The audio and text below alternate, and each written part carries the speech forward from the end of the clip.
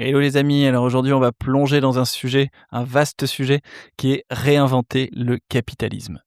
Et oui, parce que le capitalisme, c'est pas un concept figé, ça évolue. Et je fais le pari qu'énormément de choses vont changer dans les années à venir. On est chaque jour plus nombreux à vouloir aligner profit et impact au même niveau dans nos boîtes. Pour nous, c'est capital. Alors quand on regarde ce que fait Veja, par exemple, 250 millions d'euros de chiffre d'affaires, profitable. On a le patron Sébastien Kopp qui dit dans le podcast Génération du It Yourself qu'il préférerait diviser par 10 son chiffre d'affaires que d'abandonner sa mission sociale et environnementale. Et c'est sincère parce que ça fait vraiment 20 ans que la boîte est en développement. Je crois que vraiment ça c'est quelque chose qui change. Sébastien fait partie des pionniers chez Veja, comme Yvon Chouinard chez Patagonia, mais peu de personnes arrivent à créer aussi bien cet alignement. Et le parallèle entre Sébastien et Yvon, c'est qu'ils n'ont jamais eu d'investisseurs en fait. Et j'ai l'impression qu'il y a un vrai lien entre la manière dont une entreprise est détenue et comment elle se comporte. Alors le problème, c'est pas les investisseurs en soi. Ils sont souvent nécessaires. C'est la structure juridique de l'entreprise. Elle n'est pas conçue pour aligner impact et profit. On cherche à faire rentrer un carré dans un rond. Nos entreprises utilisent le même modèle juridique depuis des dizaines d'années. La SARL date de 1925. Mais le monde a changé entre-temps. Alors le modèle de Stewart Ownership pourrait devenir une vraie révolution. Il est déjà appliqué dans des boîtes aussi connues que Patagonia ou Bosch. Il est en plein déploiement en Allemagne. C'est un sujet fascinant, alors je te propose de plonger dedans.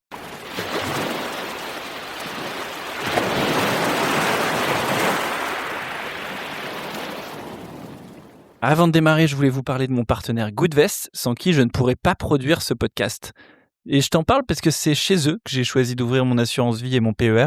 En fait, quand j'ai commencé à me poser des questions sur l'impact de mon épargne et que j'ai voulu passer à l'action, j'avais vraiment peur de me tromper. Il y a tellement de greenwashing, de labels durables qui n'en sont pas. Donc voilà, Goodvest, c'est l'un des 2 seuls acteurs à proposer des placements réellement responsables. Et c'est pas moi qui le dis, c'est l'ONG Reclaim Finance.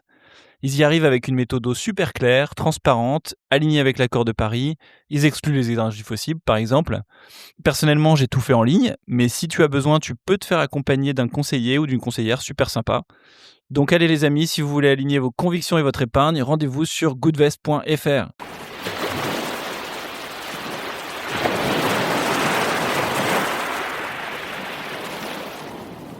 Commençons par quelques chiffres. Tu as un tiers du PIB mondial qui est concentré dans les 500 plus grandes sociétés de la planète. Un tiers. Et ce qui est impressionnant, c'est que ça s'accélère en permanence. Le montant annuel des fusions et acquisitions d'entreprises a été multiplié par 5 entre 1995 et 2023. Le pouvoir se concentre entre les mains de très peu de dirigeants et ils n'ont vraiment pas intérêt à ce que le monde change. Mais alors pourquoi le pouvoir se concentre comme ça, de manière complètement accélérée d'année en année ? Eh bien, ce qu'il faut savoir, c'est que les grandes personnes aiment le pouvoir, évidemment. Au départ, les entrepreneurs possèdent l'entreprise. Imaginons 2 cofondatrices qui se lancent. Chacune d'entre elles possède 50% de la boîte. Jusque-là, on comprend bien. Et en tant que propriétaires, elles ont 2 droits principaux. Le premier, c'est le pouvoir de piloter, prendre des décisions pour faire avancer la boîte. Le deuxième, c'est le pouvoir de prendre l'argent, décider de percevoir des bénéfices ou de vendre l'entreprise. Et le truc le plus important dans cette histoire, c'est que ces 2 droits sont comme Dupont et Dupont. Ils sont inséparables. L'un ne vient jamais sans l'autre aujourd'hui dans une boîte. Imagine que nos 2 cofondatrices décident de lever des fonds. Elles ont besoin de fonds pour investir, donc elles vont chercher des investisseurs qui prennent 25% des parts de l'entreprise. Et donc nos 2 créatrices gardent 37,5% chacune. Elles ont 75%, l'investisseur ou les investisseurs ont 25% des parts. Donc les investisseurs vont aussi pouvoir bénéficier d'une partie des droits sur le pouvoir. Ils vont pouvoir piloter, ils vont pouvoir décider de distribuer des bénéfices, en tout cas en partie. Et plus il y a de fonds investis, plus ces investisseurs vont avoir du pouvoir. Alors en soi, c'est pas un problème, ça paraît même plutôt logique. Sauf qu'on connaît tous la dérive que ça génère au bout d'un moment. Quand finalement ces entreprises ne sont plus pilotées par 75% d'entrepreneurs et 25% d'investisseurs, mais plutôt progressivement l'inverse. Les entreprises deviennent finalement de simples outils pour multiplier l'argent, et elles sont revendues à ce moment-là d'un acheteur à l'autre, et les propriétaires successifs doivent tout faire pour obtenir du rendement financier en maximisant le profit. C'est leur job. La mission de la boîte finit par passer complètement au second plan, année après année. Alors, quel est l'intérêt de créer une boîte pour avoir de l'impact si elle est effacée au moment du succès, au moment de la revente ? Voilà, la structure même d'une entreprise est aujourd'hui conçue pour concentrer le pouvoir autour de ceux qui veulent maximiser le profit et pas l'impact. C'est comme ça, c'est historique et c'est finalement peut-être un bug à résoudre. Alors il y a un sujet qui est quand même vraiment tabou. Je vais pas me faire des amis, mais je me demande s'il existe beaucoup de boîtes à impact qui ont vu leur mission renforcée après un rachat par un grand groupe moins engagé. Et très souvent, le groupe qui rachète est moins engagé que la startup à impact. C'est logique, puisque un grand groupe qui rachète une startup à impact, souvent, c'est pour accélérer sa transition. Donc, ils vont acheter des boîtes plus engagées qu'elles. Et donc, le fameux « ça peut transformer le grand groupe de l'intérieur si je vends ma boîte à un grand groupe », eh ben, je connais pas beaucoup d'exemples pour lesquels c'est vraiment arrivé. Et peut-être que si tu en as, tu peux les mettre en commentaire. Prenons peut-être les exemples les plus connus. En premier, c'est Ben & Jerry's, l'entreprise de glace américaine, avait été rachetée par Unilever. Elle a fait la une des médias de nombreuses fois parce que les conflits sont permanents entre les fondateurs, Ben et Jerry, et Unilever. Au départ, il y a un deal qui avait été trouvé avec un comité qui permettait de maintenir l'impact social, parce que Ben & Jerry's, c'est une boîte qui a vraiment un très gros engagement sociétal. Et finalement, c'était une tension permanente, ça finit par craquer. Jerry a fini par quitter l'aventure et il explique que cette tension permanente a eu raison de sa santé. Ben détaille la situation dans beaucoup de médias en ce moment et il pense tout simplement qu'il est temps de faire évoluer la structure des entreprises pour que l'impact puisse être au même niveau que le profit sur le long terme. En France, il y a beaucoup d'exemples partout aussi, il n'y a pas qu'aux États-Unis. Nous, là, pour préparer cette newsletter, on a appelé beaucoup de monde pour creuser et c'est un sujet assez tabou. La raison est évidente, tout le monde en profite financièrement. Les entrepreneurs qui vendent, les investisseurs dont le métier est de réaliser une plus-value, les grands groupes qui capitalisent sur l'image du rachat. Donc difficile de parler de ce sujet, mais c'est fondamental. Parce qu'en discutant avec de nombreuses personnes, de nombreux entrepreneurs, on se rend compte qu'il y a un gros sujet. Beaucoup regrettent d'avoir vendu leur boîte en voyant l'impact de l'entreprise dilapidé année après année. Ils se demandent ce qu'ils auraient pu faire différemment. Beaucoup rêvent de rester à long terme finalement dans leur entreprise, mais bon, la tentation de gagner quelques millions d'euros est grande. Beaucoup veulent partir à l'inverse, pour changer de projet, vivre une autre aventure, parce que c'est logique parfois au bout de 10 ans d'avoir envie de faire autre chose, et vendre est souvent la seule option possible pour y arriver. Et tout ça pourrait être résolu avec un outil qui s'appelle le Steward Ownership. Et ne t'inquiète pas, c'est très simple à comprendre, on va creuser dans le sujet. Donc, le Steward Ownership, l'idée, au départ, elle est simple comme bonjour, c'est séparer le pouvoir et l'argent. Le pouvoir est confié aux personnes proches du business, les stewards. Donc l'argent ne peut pas acheter le pouvoir dans une entreprise steward-owned. Les droits de vote sont confiés à des stewards qui peuvent être des salariés, des experts, parfois même les fondateurs actifs qui travaillent dans l'entreprise. Mais ils ont tous en commun d'agir en ne pensant qu'à la mission de l'entreprise. C'est un peu l'opposé, si vous voulez, de ce qu'on peut imaginer des actionnaires financiers qui sont pas du tout les mains dans le cambouis, qui connaissent pas du tout la réalité du terrain du métier, mais qui prennent toutes les décisions. Les investisseurs actionnaires, eux, n'ont pas de pouvoir dans une boîte de steward ownership. Ils font confiance aux stewards qui sont proches du business. Et un fondateur qui a quitté la boîte et qui a encore des parts devient du coup un actionnaire. Et il n'a plus de pouvoir non plus, il n'est plus steward. Les actionnaires ne peuvent pas extraire l'argent d'une boîte en steward ownership. Donc ils ne peuvent pas décider d'augmenter leurs dividendes, ils ne peuvent pas décider de vendre l'entreprise. Déjà parce qu'ils n'ont pas ce pouvoir, et en plus parce qu'une boîte en steward ownership ne peut pas être vendus. Les profits sont réinvestis, ils sont donnés, ils sont utilisés pour rémunérer les investisseurs et les fondateurs à un niveau qui a été décidé au départ, mais la boîte n'est pas prévue pour être vendue avec une plus-value. Alors dit comme ça, on peut se dire qu'on peut créer une asso ou une coopérative, ça serait exactement pareil, il y aurait le même partage du pouvoir, qui aurait aussi un impact réduit des investisseurs. Mais non, l'idée est vraiment différente pour le stewardship. Chaque entrepreneur doit choisir ce qu'il préfère, tout simplement. Je pense vraiment que la coopérative et l'association conviennent à ceux qui veulent sortir d'un modèle capitaliste pour le projet qu'ils sont en train de lancer. Le stewardship, c'est un modèle qui veut embarquer tous ceux qui ne rejettent pas le capitalisme et qui veulent profiter de sa puissance, qui veulent que le capitalisme se transforme, des entrepreneurs qui voudraient créer une entreprise à mission, mais qui voudraient qu'elle soit incorruptible. C'est ce que Jean Moreau, le cofondateur de Phoenix, me disait, c'est intéressant, il me disait « J'ai une énorme admiration pour les assos, les coopératives, mais dans le cas de Phoenix, je ne pense pas qu'on aurait atteint 20 millions d'euros de chiffre d'affaires et 70 millions de repas sauvés chaque année en dehors du cadre de l'entreprise, parce que dans ce cas-là, dans le cas de Phoenix, il fallait lever beaucoup de fonds, il fallait embarquer massivement le secteur de la grande distribution et que le modèle de stewardship est du coup intéressant à investiguer. Il aurait bien aimé le creuser au départ. Alors, quels sont ces avantages du stewardship ? Il y en a 3, à mon avis. Le premier, les fondateurs peuvent être très bien rémunérés. Par exemple, le fondateur de l'entreprise alimentaire bio sous stewardship Mowgli va percevoir 1,5 million d'euros sur 10 ans en plus de son salaire. C'est beaucoup, mais c'est bien moins que s'il avait vendu sa boîte quelques dizaines de millions d'euros à un grand groupe, par exemple. Et donc la boîte aujourd'hui ne pourra plus être vendue, sa vocation est incorruptible, mais le fondateur va quand même être très bien rémunéré. Deuxième avantage du stewardship, les fondateurs peuvent déléguer le pouvoir. Donc les stewards sont souvent des fondateurs au début, mais au fur et à mesure, on l'a vu, il peut y avoir des salariés, des experts, il peut y avoir une fondation, des gens proches du business qui décident. Bref, on crée un modèle qui dépend jour après jour de moins en moins des fondateurs et qui fait que ces fondateurs, au bout d'un moment, peuvent partir.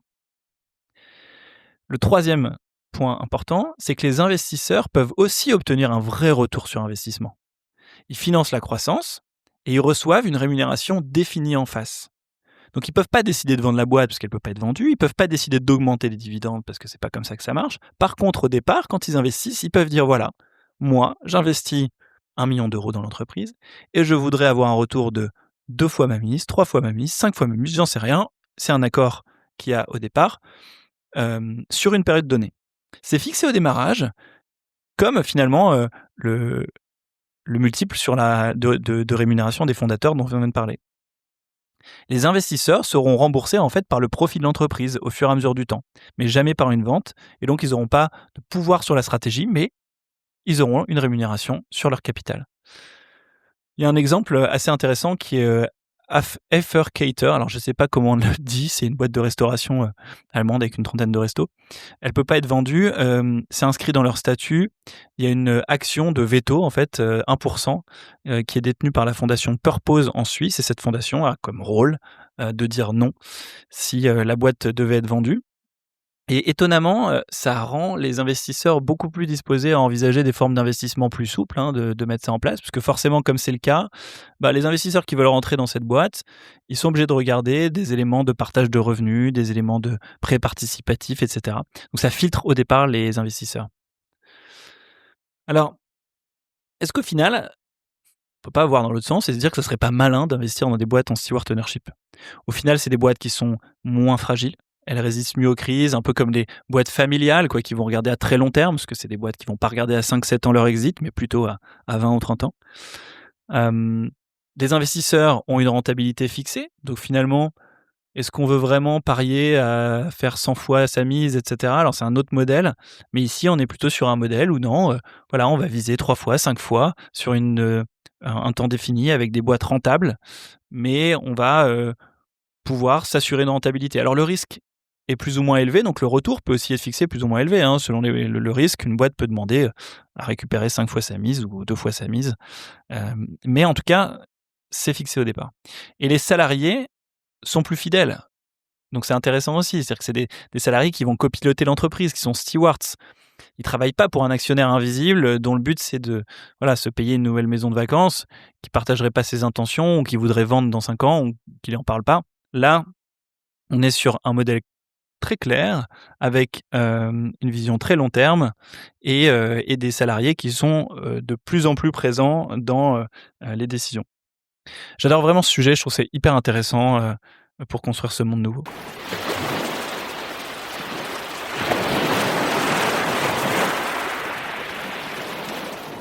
Alors, analysons maintenant les quelques pionniers qui inventent ce nouveau capitalisme. Alors, ce qui est intéressant, c'est de voir qu'il y a des boîtes très différentes dans le steward ownership. Si tu creuses un peu, tu vas voir sur le site de la fondation Purpose, par exemple, tu vas voir en Allemagne, il y a beaucoup de boîtes, et il y a des boîtes autant comme Patagonia, qu'on en connaît bien, que des boîtes comme Carlsberg ou Rolex ou Bosch, qui ont choisi le steward ownership plutôt dans le cadre d'une transmission à une fondation. Donc c'est surtout les transmissions aux fondations au départ qui ont permis de structurer le modèle, et aujourd'hui on voit le sujet se déployer sur plutôt des startups ou des boîtes familiales ou des gens qui ont vraiment envie de transformer les modèles de financement. Alors un premier exemple, c'est Ecosia. Tu en as peut-être déjà entendu parler, c'est une alternative à Google qui plante des arbres. Ils ont planté quand même 230 millions d'arbres depuis le 2009, bientôt 100 millions d'euros investis. La boîte a été créée par Christian Kroll et elle génère quand même aujourd'hui plus de 3 millions d'euros de chiffre d'affaires par mois. Et alors, un tiers de son budget, c'est de planter des arbres. Ça, c'est assez dingue. Il y a une slide avec leur compta. On peut regarder leur compta, par exemple, là, pour septembre 2025. On voit que ils ont fait 3 266 153 euros de revenus et que ce mois de septembre-là, ils ont eu, par exemple, 738 401 euros de frais d'exploitation, 104 644 euros de frais de communication.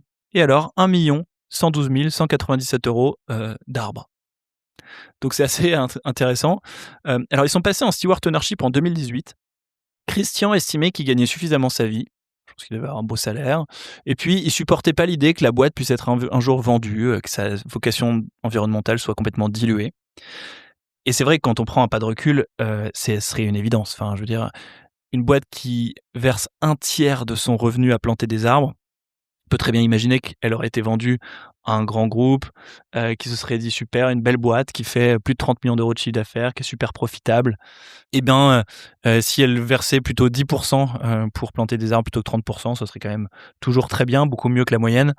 Et puis ça fait quand même 20% de plus de revenus. Donc tout est verrouillé. Ils ont tout verrouillé pour protéger l'impact aujourd'hui. Il y a une golden share qui est laissée à une fondation, ce qui empêche en fait à jamais à l'entreprise d'être vendue ou introduite en bourse. Et puis, aucun profit ne peut être extrait de l'entreprise pour un gain privé. Donc 100% des bénéfices doivent être réinvestis dans la boîte pour se développer ou dans la lutte contre la déforestation pour les générations à venir. Donc il prouve qu'une entreprise peut être à la fois ambitieuse, technologique, rentable, structurellement orientée vers l'impact. Et autant dire que ça motive les salariés. Enfin, c'est quand même assez incroyable de bosser pour une boîte comme ça qui, tous les mois, va envoyer 1 million d'euros à la plantation d'arbres, quoi. Enfin, je trouve que c'est quand même vraiment une réinvention du capitalisme. Deuxième boîte, Mowgli, boîte d'alimentation bio dont on a parlé tout à l'heure, créée en 2012 par Emmanuel Schmock. Ils font 15 millions d'euros de chiffre d'affaires, ils grandissent de 40% par an, ils sont rentables, 800 000 euros de bénéfices net annuels, très belle aventure, 40 salariés. Et alors le fondateur de la boîte possédait 75% du capital. Autant dire que vu le revenu et la profitabilité, il pouvait imaginer vendre sa boîte et empocher un joli pactole tout de suite, mais il a préféré transformer 100% de ses actions en une structure steward-owned. Et en échange, on le disait tout à l'heure, il percevra 1,5 million sur 10 ans, en plus de son salaire si la boîte se développe bien. C'est beaucoup, mais c'est transparent et c'est beaucoup moins que ce qu'il gagnerait en vendant la boîte. Et cet exemple, je trouve vraiment très inspirant parce que la boîte pourra jamais être vendue à un géant de l'agroalimentaire. Elle pourra jamais être d'une certaine manière corrompue dans sa mission, même quand Emmanuel sera plus là. Donc en fait, il a créé d'une certaine manière un moyen à la fois lui de gagner sa vie et de faire perdurer la boîte à jamais. C'est quand même superbe. Et ce qui est dingue en plus, c'est que c'est une boîte qui distribue déjà 20% des bénéfices à des associations activistes. Et en fait, ce pourcentage va augmenter mécaniquement parce que dès que le fondateur aura récupéré ses 1,5 million sur 10 ans, que les investisseurs ont été rémunérés comme prévu, etc., et ben, tout le bénéfice de la boîte ira à réinvestir dans la boîte, ok, puis après, association uniquement. Un peu comme Patagonia aujourd'hui qui distribue 100 millions par an à des associations. Affaire Cater, la boîte de restauration dont on parlait tout à l'heure, 30 restaurants de fast-food bio en Allemagne, créés en opposition à la restauration rapide de mauvaise qualité, qu'on trouve un peu partout dans les gares et les aéroports. Alors eux, c'est un peu les chouchous du steward ownership en ce moment, parce qu'en plus d'être visibles, ils ont levé 7 millions d'euros en tout. Et voilà, c'est ce que je trouve vraiment intéressant dans cette histoire. Tout le monde sait désormais qu'il n'y aura jamais de vente, et ça donne beaucoup de clarté aux équipes, aux fondateurs et aux investisseurs. Voilà, qui savent qu'ils vont pas viser un retour sur investissement illimité dans cette boîte-là, qu'ils ont fixé leur rentabilité à un seuil maximal, mais que c'est peut-être moins risqué et ça les met directement dans un set de paramètres qui est pas celui de la vente. Alors il y a un truc qui m'a surpris, c'est qu'ils ont aussi choisi le steward ownership pour gagner en productivité. Alors au début, je me suis dit: «Ça veut dire quoi? Pourquoi?» Et en fait, on comprend bien, parce qu'un actionnariat, qui veut pas extraire le profit, c'est plus de trésorerie pour le business, évidemment. J'ai entendu cette réflexion-là il y a pas longtemps avec, Patrick Dumurger, de la Maïf, qui disait voilà le résultat net, d'une boîte comme la Maïf, ça va être 3. C'est pas beaucoup, mais ça nous suffit et finalement, un assureur classique aurait peut-être besoin de 8 pour faire la même chose parce qu'il faut qu'il donne 5 à ses actionnaires. Donc quand on a une boîte qui a pas besoin d'actionnaires et ben, forcément, ça permet d'avoir beaucoup plus de résilience en cas de crise et dans des marges, délicates. Et dans la restauration, c'est des marges qui sont très fines. Si on veut maintenir la qualité des ingrédients, si on veut maintenir de la qualité, pour les clients, c'est intéressant d'avoir cette, poche de revenus supplémentaires. Alors, une autre boîte, Wild, qui est intéressante, c'est une deep tech. Elle est récente, 2021. Et Inès et Mélanie ont créé un Kelpon. Donc, c'est un tampon fabriqué à partir d'algues. C'est une solution qui est radicalement saine, biodégradable. Et en fait, ce qui est intéressant, c'est que c'est une deep tech. Donc, elles avaient besoin de lever de l'argent. Et pourtant, elles ont mis en place le steward ownership dès 2022, donc 1 an après leur création. C'est assez fou, parce que c'est assez risqué. Elles devaient se dire, OK, qu'est-ce que ça va être un problème pour lever des fonds. Mais leur vision était hyper claire dès le départ, c'est de se dire, on va pas créer un produit plus sain et plus écologique dans l'unique but de le revendre à une boîte qui le détruirait, en fait. Donc, on va faire du steward ownership dès le départ, on va donner une golden share à une fondation pour que la boîte devienne invendable, et on va monter le modèle comme ça. Donc elles ont défini un modèle de partage des profits futurs pour que ça marche.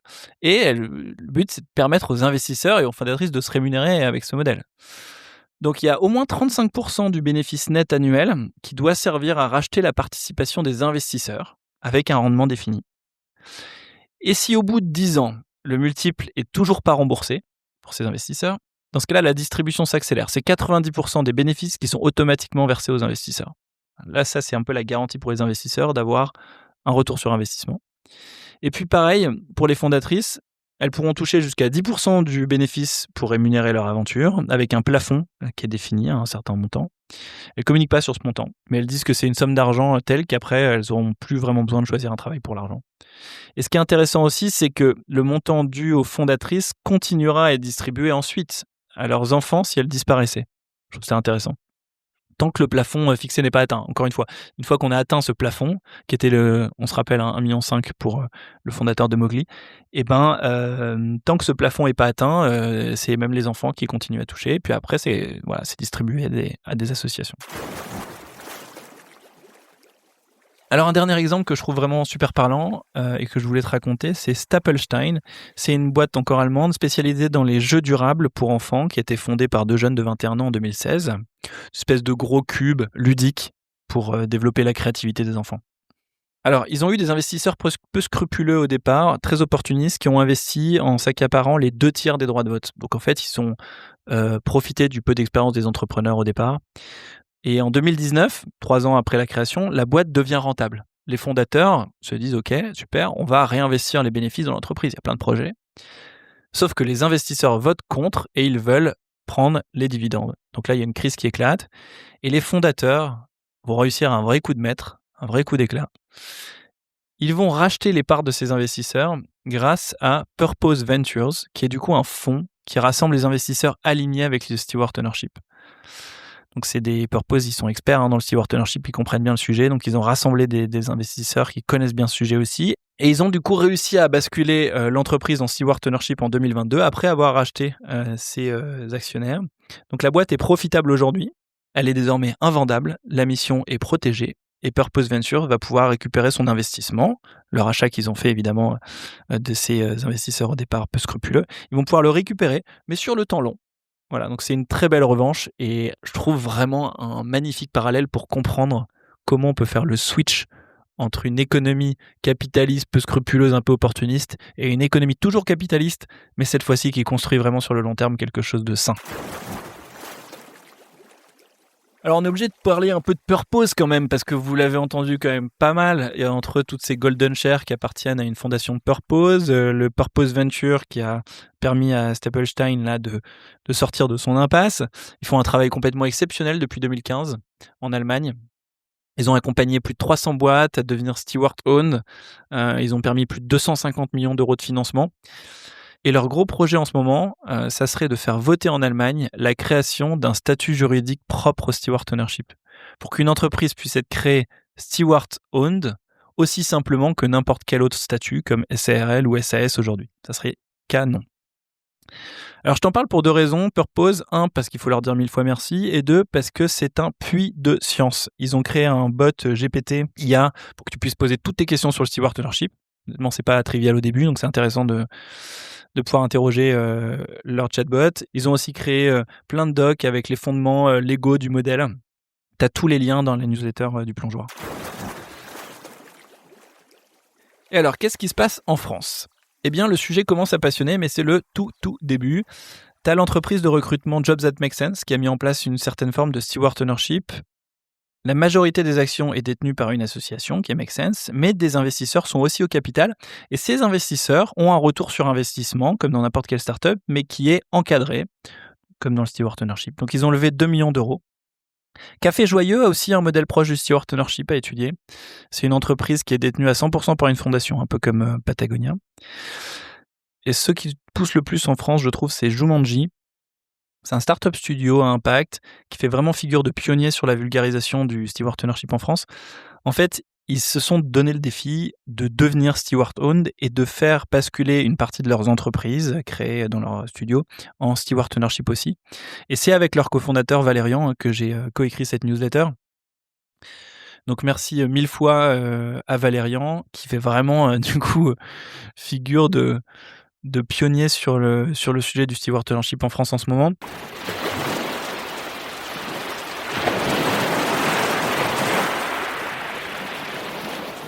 Et justement, on va laisser la parole à Valérian, donc le cofondateur de Jumanji, qui est en train de chercher à embarquer son écosystème dans le steward ownership. Je te propose qu'on lui pose les vraies questions. Alors Valérian, quel est le plus gros défi pour se lancer en steward ownership à ton avis ? C'est d'expliquer parce que c'est compliqué. Et donc même si tout le monde est assez d'accord que enfin tout le monde, un certain nombre d'acteurs, d'entrepreneurs, d'investisseurs, s'accordent quand même sur le fait qu'il y a une forme d'incohérence à, quand on a une mission forte, en fait, monter des boîtes sur un modèle, ultra scalable et puis surtout du coup, inéluctablement, voué à être vendu in fine. Il y a une forme de désalignement, déjà, depuis le début. S'il y a accord là-dessus, après, les solutions, elles n'existent pas encore et le steward ownership, ça existe pas en France. Donc et puis c'est complexe. Ça parle de sujets de gouvernance, de partage du pouvoir, de partage de la valeur, de limitation, fiscale, légale et cetera.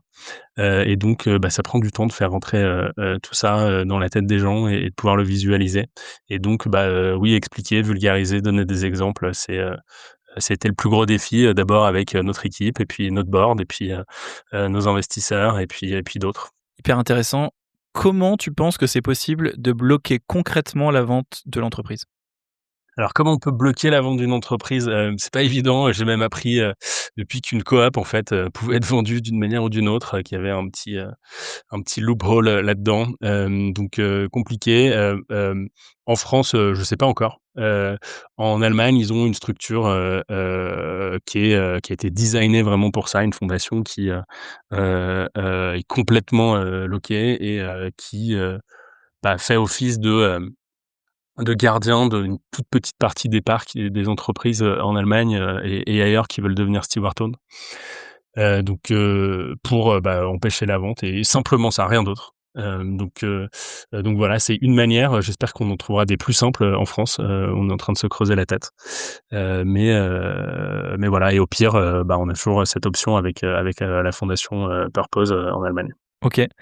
Et est-ce qu'il n'y a pas un gros défi de transformation culturelle en fait ?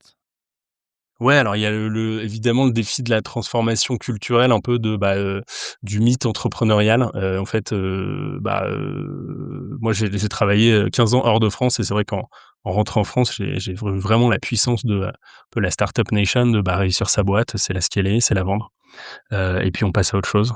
Et puis idéalement, bah, faut la scaler vite et qu'elle vaille cher. Et puis il y a un peu cette espèce de parallèle, logique qui est fait de, bah, en fait, si tu veux avoir de l'impact, bah, plus ta boîte est grosse, slash plus elle vaut cher, plus elle a de traction, bah, plus tu auras d'impact, en fait. Hem et ça, bah, on pense que c'est pas vrai. On pense que c'est pas vrai parce que, bah, pour monter une boîte, qui change vraiment les choses, bah, ça prend beaucoup de temps, ça prend plus de temps que pour d'autres boîtes et puis, si in fine, bah, la boîte doit être vendue et la valorisation fait que, bah, les seuls acheteurs peuvent être, en fait, que des grands groupes, qui eux-mêmes, ont pas les mêmes structures de gouvernance, bah, il y a une espèce de retour à la normale et hem et donc ça, c'est dangereux et donc oui, il faut changer ce mythe, cette mythologie entrepreneuriale. Il faut montrer d'autres exemples, il faut montrer que c'est possible, il faut montrer que le faire, ça veut pas dire qu'on lèvera jamais de fonds, qu'on trouvera jamais, de talent, qu'on n'y arrivera pas. Heu et hem et bah, ça, ouais, ça prend ça prend du temps, il faut des exemples, il faut essayer. Et alors Valérian, pourquoi le faire maintenant et pas plus tard, quand Jumanji, en fait, sera beaucoup plus solide? Un des gros pushbacks, que j'ai eu sur, le projet de transformation de Jumanji en Steward Ownership, c'est, «Mais en fait, pourquoi tu le fais maintenant?» Pourquoi tu le fais pas, bah, quand tu as réussi, quand ta boîte est grosse, quand elle est pérenne, qu'en fait tu plus rien à prouver et en gros quand tu es devenu Patagonia quoi et parce que c'est ce qu'ils ont fait et en fait, bah, déjà, Patagonia ils ont 50 ans donc ils savaient pas, totalement, tout ce qu'on sait aujourd'hui. À l'époque, ils avaient pas tous les outils non plus donc aujourd'hui on sait ce qu'on sait sur, bah, l'état de la planète, du lien social, d'autres possibilités de faire entreprise. Donc pourquoi pas, utiliser les meilleurs outils, aujourd'hui. Puis on a un peu de recul aussi sur, bah, ce monde de l'impact, de l'entreprise, à intentionnalité positive et puis, bah, ce qui arrive, dans les cycles de vie de ces boîtes, notamment, à l'exit donc aujourd'hui on sait et puis, et donc, bah, voilà, si on sait, pourquoi pas le faire maintenant? Maintenant on a les outils. Et puis nous on pense en fait que, c'est pas, c'est pas juste, un résultat, c'est pas juste un don à la société de faire que notre boîte soit Stewarton. On pense que le fait de l'être day one, ça va totalement changer notre manière, nous, de réfléchir, de développer la boîte, d'attirer des talents, de se donner une direction, hem, trouver enfin de fédérer des énergies autour de nous. Donc on pense que ça fait partie de la construction depuis le début, et donc c'est pour ça qu'on le fait, maintenant. Alors Valérian, tu me disais que le steward ownership, ça répondait, au défi de la transmission des fondateurs et on l'a vu, dans la newsletter. Il y a eu beaucoup de grosses entreprises qui deviennent steward own, on dirait pour la transmission. Pourquoi? Ouais, alors il y a le sujet, du steward ownership autour de la transmission de l'entreprise, passage de relais, des équipes fondatrices.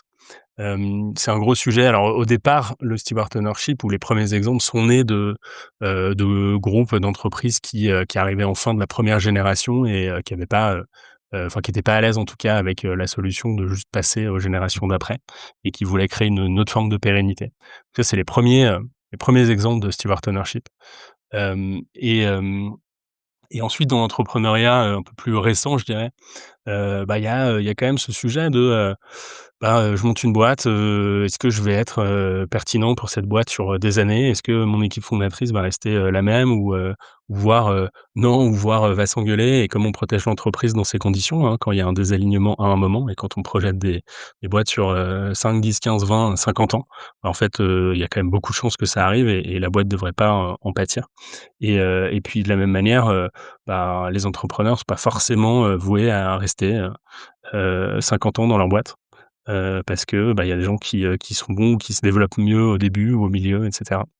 Et donc, bah, le steward ownership permet en fait c'est une structure qui permet d'avoir toujours, les bons gardiens au bon moment, et que la transmission, le passage de bâton se fasse, de manière intelligente. Et alors comment tu fais pour convaincre des investisseurs de limiter leur retour sur investissement? Alors un des gros sujets, c'est, dans une structure, Stewart-owned bien pensée, il y a une forme de limitation. Il y a une limitation, sur le ROI, des investisseurs notamment, donc des apporteurs de capitaux. Et donc, un des défis, c'est comment on fait passer la pilule, quoi, dans un paradigme où normalement, on investit et puis on peut, il y a pas de limite, théorique en tout cas, au ROI. Comment on explique? Bah, nous, on est Stewart-owned et donc, voilà, dans la structure, il y a une limite. À date, heu, les 2 facteurs les plus importants ont été de dire, enfin, en tout cas nous, pour convaincre les premiers investisseurs, ont été de dire: «Bah, oui, il y a une limite», et puis on explique, pourquoi, en quoi c'est bon pour, l'entreprise. Parce que, les profits sont pas forcément toujours extraits ou en tout cas systématiquement hem, ils peuvent être réinvestis dans la mission de l'entreprise. Évidemment, elle est pas vendue, donc il y aura pas d'exit. Et donc ça, à partir du moment où logiquement les gens acceptent de dire que oui, il y a pas d'exit et c'est sain parce que l'entreprise restera indépendante et poursuivra sa mission. Hem, le vrai, le vrai point qui change la donne, c'est quand même de dire: OK, il y a une limite pour les investisseurs, mais il y a aussi une limite pour les fondateurs et les fondatrices. Donc il y a pas de on leverage pas, l'argent des investisseurs pour, devenir multimillionnaire, on se met une limite aussi. Et ça du coup, quand on montre l'exemple en tant qu'équipe fondatrice, forcément, ça rassure, ça aligne, voilà. Et il y a un autre point, assez intéressant qui est, pour en tout cas, qui convainc des investisseurs expérimentés, je dirais, c'est que, c'est une structure qui protège l'entreprise avant tout, et y compris de, ses fondateurs qui, sont plus d'accord ou qui partent et puis qui ont une grosse partie du capital, sans vraiment, être là ou voire, avoir, quasi un désalignement, avec l'entreprise parce que, eux, ils veulent vendre et c'est pas forcément, ce qu'il faut faire. Donc voilà, ça crée, plein d'alignements, plein de jolies choses, si c'est fait de manière équilibrée. Alors encore 2 petites questions. Est-ce que toutes les boîtes Stewart-owned sont des boîtes qui construisent un futur plus cool, qui travaillent sur des sujets de durabilité? La majorité? Pas du tout?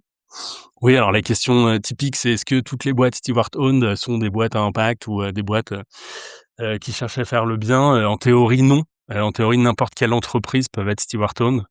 Il y en a beaucoup d'ailleurs, enfin voilà, Rolex, Carlsberg, Bosch, c'est pas forcément, des boîtes qui, fondamentalement sont structurées pour, avoir une forme de visée régénérative.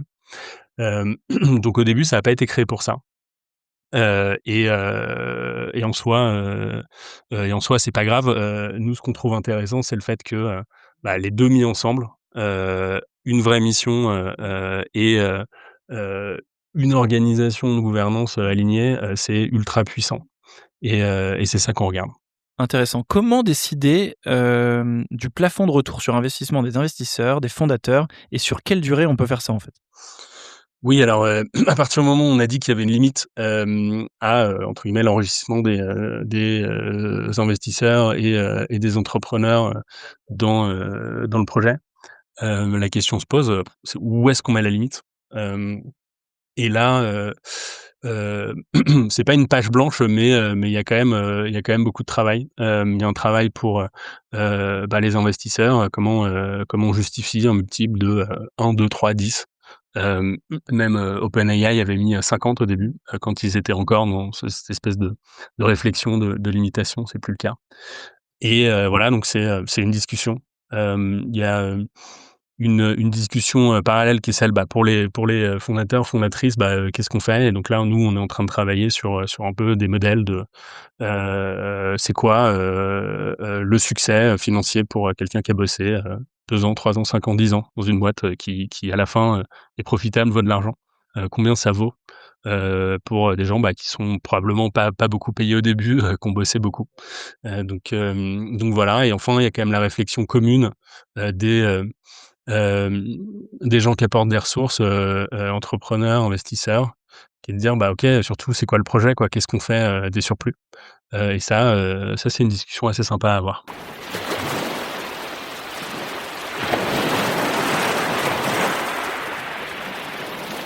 Bah, écoutez, merci les amis, merci d'avoir écouté, ce plongeon, jusqu'au bout. N'hésitez pas à aller visiter la newsletter, du coup, Réinventer le capitalisme sur, Le Plongeoir pour, pouvoir creuser plus en détail, retrouver tous les liens et notamment les liens, vers, Jumanji, Purpose, le LinkedIn de Valérian, pour pouvoir creuser le steward ownership jusqu'au bout. À bientôt!